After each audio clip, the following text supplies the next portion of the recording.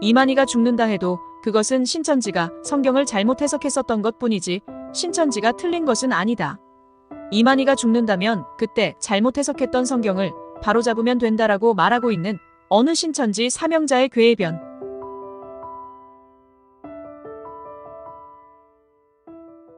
저는 신천지 교리실상에 관심이 많은 사람인데요. 총 회장님이 만약에 사망을 하시게 되면 교리가 가짜가 되는 걸까요? 아니면 성경이 가짜가 되는 걸까요? 이 부분 세심하게 살펴보죠. 신천지는 존재 자체가 요한계시록의 예언이 이루어져 나타난 곳인데요. 예수님께서 보내신 사자라고 하는 총회장님도 성경의 예언이 된 인물입니다. 이는 단순히 말로만 이렇게 주장하는 것이 아닌 증거 자료가 있기 때문에 확인할 수 있는 것인데요. 예수님의 사자가 성경에서 어떤 일들을 할지가 구체적으로 나와 있다 보니 말로만 주장하는가? 아니면 그 예언대로 된 근거가 있는가?를 통해서 확인할 수 있습니다.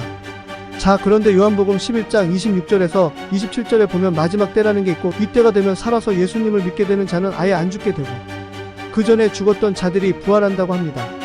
이를 영생과 부활이라고 하는데 이 내용이 고린도전서 15장 51절에서 54절에 그나마 구체적으로 나와 있어요. 거기에 보면 예수님이 다시 오실 때 그에게 속한 자들이 영생을 먼저 하게 된다는 첫째 부활, 요한계시록 20장 4절에서 6절에 등장하는 그 부활을 하게 된다고 합니다. 영생에 대해서는 이렇게만 나와 있습니다. 자, 그렇다면 이제 질문에 답을 해보자면 1. 영생 자체는 성경에 예언되어 있으며 하나님은 예언을 반드시 이루신다고 하니 언젠가는 나타나는 일은 확실함. 2. 근데 그 대상을 구체적으로 명시를 안 하고 예수님이 다시 오실 때 예수님께 속한 자가 영생을 하게 된다 라는 식으로 써 있음. 3. 요한계시록에는 예수님께서 택한 예수님의 사자와 그를 통해 창조된 12지파에 입맞은 제사장 14만 4천 명과 흰무리가 예수님과 함께 한다고 함. 4. 그러므로 신천지는 현재까지 구약 예언이 이루어진 일, 신약의 유일한 예언서인 요한계시록이 이루어지고 있는 것을 봐서는 이 영생도 이루어질 것을 믿음. 그러면 총회장님이 사망한다. 그러면 총회장님은 첫째 부활이 대상이 아니었구나 라는 결론이 납니다.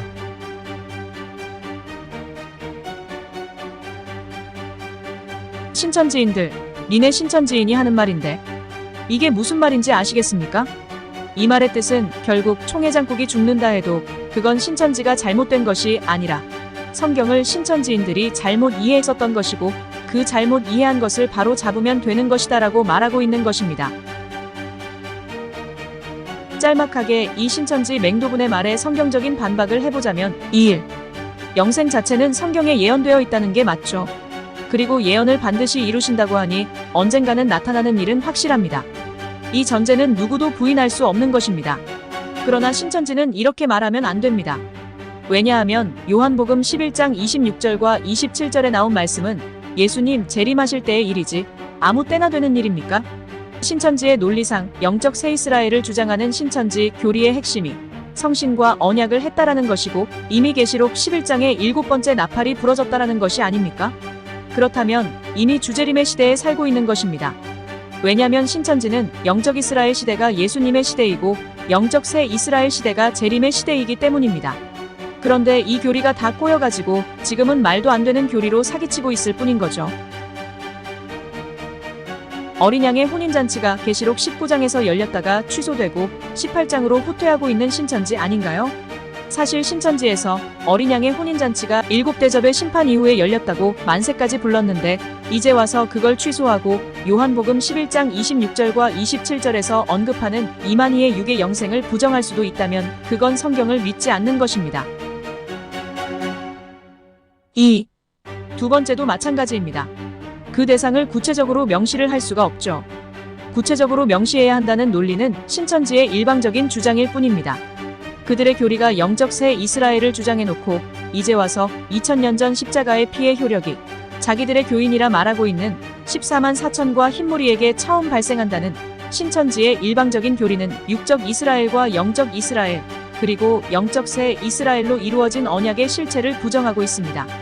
아니 그렇다면 2000년 전 예수님의 십자가의 피의 효력이 오늘날의 14만 4천과 흰무리에게 처음 발생한다고 한다면 그동안에 곧 십자가에서 죽으시고 2000년이 지난 오늘날까지 예수님으로 인해 하나님과 만날 수 있는 길이 닫혀져 있을 수밖에 없는데 어디서 14만 4천과 흰무리를 모은다는 것입니까? 그들의 일방적인 주장대로라면 그들은 14만 4천과 흰무리를 모으기 위해서는 저 육적 이스라엘로 가서 전도하셔야 합니다. 마침 지금이 적기입니다. 이스라엘과 하마스가 전쟁하고 있는데 그 전쟁도 화해시키고 그들을 전도해서 14만 4천과 흰무리를 삼으시면 되겠네요. 아니 그렇습니까? 니네 신천지 논리는 니네들의 영적인 새 이스라엘의 창조를 부정하고 있습니다. 3. 세 번째는 사실 언급할 필요도 없어요. 그들이 요한계시록을 주장할 거면 요한계시록 안에서 이긴 자가 받는 첫째 사망이 그들을 다스릴 권한이 없고 둘째 사망을 받지 않는다는 복은 어디로 가버렸습니까? 이만희가 죽는다면 그렇다면 이만희는 첫째 사망에 머무르게 되는 바 이만희는 이긴 자가 될 수 없습니다. 니네 신천지 교리로도 이긴 자라면 안 죽어야 하는 것 아닙니까? 이만희가 이긴 자가 아닌데 어떻게 이만희를 통해서 나타난 니네들이 이긴 자가 될 수 있다는 말인가요? 4. 네 번째 또한 현재까지 모든 성경이 이루어지고 있는 것을 봐서 이 영생도 이루어질 것을 믿는다고 합니다. 하나하나 보면 틀린 게 하나도 없습니다. 맞죠?